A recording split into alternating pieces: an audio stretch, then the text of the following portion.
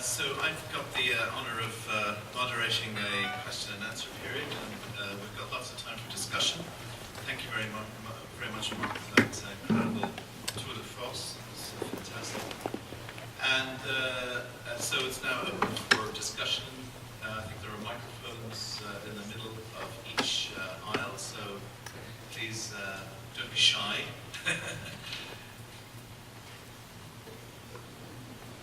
You are being shy. No, you're not. Good.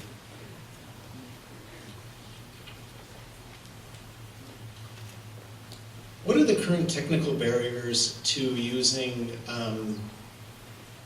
genotyping for tumor morphology in ordinary hospital pathology? You know, doctors take out a bit of tissue. They want to find out if it's cancer and what type of cell structure what type of cell they have. Well, I mean, the first barrier is I mean, actually there aren't many barriers in truth, but the important thing is to have very good pathology. And that's one of the things, for example, you have here. So you need very good, we still need to be able to phenotype the cancer. In other words, look at it under the microscope to work out what it expresses, what tissue it comes from. But then applying genetics to that is something that's just waiting to happen, actually. It probably needs somewhat cheaper and more user-friendly ways of doing the genotyping. So for an individual cancer, you may need to sequence it, and that will take quite a long time. I think to a significant extent at the moment, cost. There probably are some technological improvements needed so that it's something that can be done on a distributed basis. But it's something that could happen in the next 4 to 5 years. And it will be mainly useful, I think, in terms of diagnosis, in terms of subtyping tumours. It'll be important also in following them. It may be possible, for example, to follow solid tumours by taking blood samples, because there'll be sufficient sensitivity that you'll be able to take tumour DNA in blood. So I think it's going to be useful for many people in terms of a monitoring tool. In terms of devising new treatments, that's going to take longer. So the rate limiting factor then is somewhere between taking the sample and getting to the assay, but it's not on the it's not really on the testing or sequencing side. Well, it is on the testing and sequencing side in that it's just not available at the scale that's needed for every hospital to do it. And I don't think that the models for how this is going to be delivered have been worked out. It clearly isn't something, I don't think that every single hospital is going to have its own sequencing facility. Is it going to be done in hospitals? Is it going to be done commercially? I think there's a lot of questions, actually. That was a really excellent presentation. And my question to you is more about moving forward in the future with this information. How do we get society behind us in terms of treatment of individuals? Now you know the particular sequence and the problem with that, about altering that and providing treatment and an acceptance by society for that kind of intervention, such as an insertion to turn on. Well, I think there's two different things. I think actually society's acceptance of the use of genetics for diagnosis and treatment, I don't actually think that's a big issue. I mean, certainly what we've found in the UK, and I think worldwide, is that this is a topic of incredible fascination. It gets a lot of media coverage. The quality of the science journalism is on the whole very high. The Today programme, which is the main news programme on the radio in the morning in the UK, is constantly talking about genetics. And it's all treated in a sympathetic and rather positive way.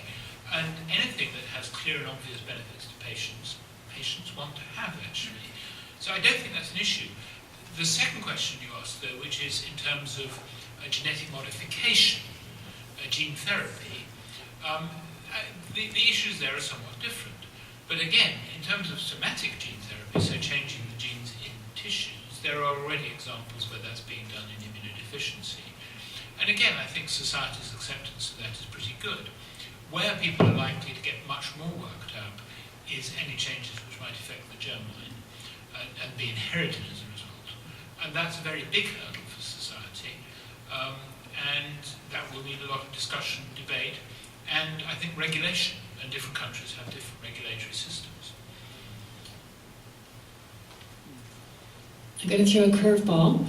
I used to be a researcher and I help teams work more effectively, and I've noticed that there's some distinct differences. The Myers-Briggs type indicator, for example, highlights why some people are detail-oriented as opposed to big picture, or introverted versus extroverted. And I'm wondering if there's any momentum in looking at character phenotype. Okay, I wasn't sure where this ball was going to go, but I've got it now. Yes is the answer, and I think this takes us into an area that I sometimes call uncomfortable knowledge. So, for example, people have different mathematical abilities. There are personality traits which almost certainly do have an inherited component, and those studies will be done. They probably should be done. There are studies being done on dyslexia, for example. There is a twin study at King's where twins have been looked at in relation to their reading ability and their mathematical ability. There is a genome scan going on in those at the moment. I think that you have to define the phenotype quite precisely, though. So the question is sort of something like IQ. Could you do genetics on IQ?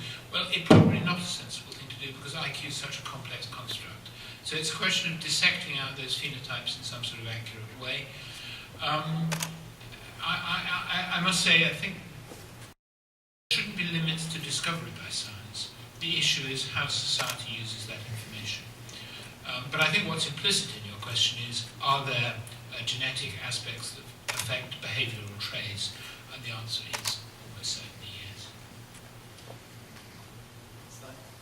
Thank you.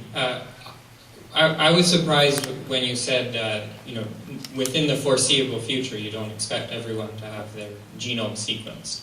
If I extrapolate beyond 2015, where it's looking to be less than $1,000 for the entire genome, why don't you think society is going to adopt? Let's say maybe not 100%, but it seems like almost cheaper than buying medication if you can do a quick sequencing to see if it's going to be effective. Well, that might be right, but the question is that there's a sort of there's no new principles in any of this new genetics, because geneticists have been struggling with these issues for a long time. When do you do a genetic test? And Huntington's disease is a very good example of that, where the ethical issues are extremely difficult, because you may be predicting not only your own future in terms of Huntington's career, because if you have the mutation, you will get the disease. But if a child does it and their parent doesn't know, you may be predicting what your parent is going to happen. But what I'm getting around to is that there's a general principle in genetics that you should only do a test if you can do something with the information. And so I think the question is how soon it will be and whether it will be the case that for every one of us there will be useful medical information to be derived from doing a genome.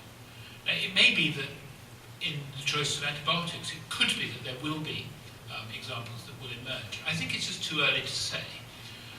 But at the moment, I think it's too early to be rushing to all have our sequences done. But it's always easy to predict the past and the future, so you may be right. Thank you. Hi there, thank you very much for the wonderful presentation. I'd like to take a global health perspective on the topic of genomics and the next generation sequencing. A lot of the diseases that we talked about involve cancer, and some of the infectious diseases that we talked about, influenza and MRSA and so on. What are some of the developments in terms of some of the neglected diseases that inflict the global south, things like leishmania, African sleeping illness, and so on? Okay, that's a good question. Well, I mean, almost everything I've said with regard to the microbes that I talked about this evening can be applied. So in malaria, we now have the sequence of the malaria parasite. That's important because it potentially gives new drug targets. It gives you information about drug resistance. We have the mosquito sequence as well, and that gives you potentially information about how you might attack the mosquito, which is apart from killing them with insecticides. There has been a lot of sophisticated biology there. And of course, we understand a lot about human genetic variation. And in respect of malaria, that's an infection that's probably left more imprint on the human genome than any other infection that we know about. So all of the variants in hemoglobin, such as sickle. And there are enormous studies now being conducted in Africa. There's something called Malaria Gen, which is led by Dominic Kwiatkowski and his colleagues, which is looking at all of those factors. So it's very, very important. In sleeping sickness, you potentially get new drug targets by understanding the genome. It's where actually understanding what they code for is your new target. So the range of possibilities is enormous, actually. And there are very close collaborations between the Sanger Institute, which we fund outside Cambridge, and our international programs. So I gave you the example of C. difficile and MRSA, but Gordon Dugan is in Kathmandu looking at cases of Salmonella typhi, which causes typhoid. And the famous study that sort of settled this off was by John Snow when he looked at cholera infection in London and demonstrated that it was associated with which pump you used for water in Soho. This can now be done in an extraordinary way for diseases like typhoid, where if you use GPS mapping as well, you can GPS map cases, you can link them particular wells, you can really do extraordinary microbiology, helping you to control typhoid. Thank you. In light of the genome research, is there any hope for Parkinson patients? Yes is the answer. I mean, there are genetic variants being found associated with Parkinson's disease. The challenge is always to balance the hype and the hope, I think. And it's very tempting to say, yes, the genome is going to lead to the cure of everything, and the truth is it isn't. What it's going to tell us in Parkinson's, as in other diseases, is the pathways that are associated with the disease, and that will potentially give us new clues as to how new therapies might be developed. But there isn't a simple track, except in very rare cases, between any of these genetic discoveries and preventing or curing the disease. And we've known, actually, for diseases like cystic fibrosis, where the mutation was discovered very many years ago, that it's one thing to know what the gene is, it's another thing to know how to do something about it. But the answer is that this is information that will be important for pretty much all diseases. Sir Mark, we asked this question, or I asked this question at lunch, and I can see in the audience a member of our Legislative Assembly, Mr. Sultan, in the audience, and I'd like to pose it to you again. What advice would you give to our provincial government, again, of the importance of supporting this sort of research and the benefit for British Columbians? And I'm doing that for a reason. Okay, this is all right. Well, at least you're transparent about it. So I spend a fair amount of my time talking to politicians around the world. And I think the answer is in two parts.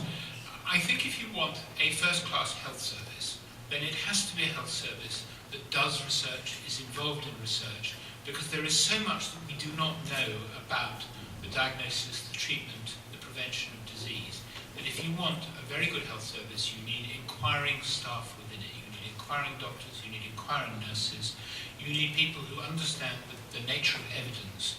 And so I don't think you can have a health service that doesn't have research as a significant part of it. That's the first part of my answer. The second part of my answer is to say that look at the examples I've given you. If you want the best microbiology, then you need to start using the best techniques. And similarly, if you want the best cancer therapy, then you better start thinking how you're going to take those tests that are being done up the road in the BC Cancer Centre and turn those into benefit for patients. And so the time is here to do this stuff. And I have to say that they have brought these arguments very well in the UK. The NHS has a very significant research and development budget. It's making a real difference.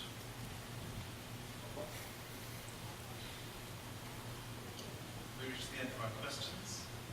So if so, it just remains for me to thank you very much, Dean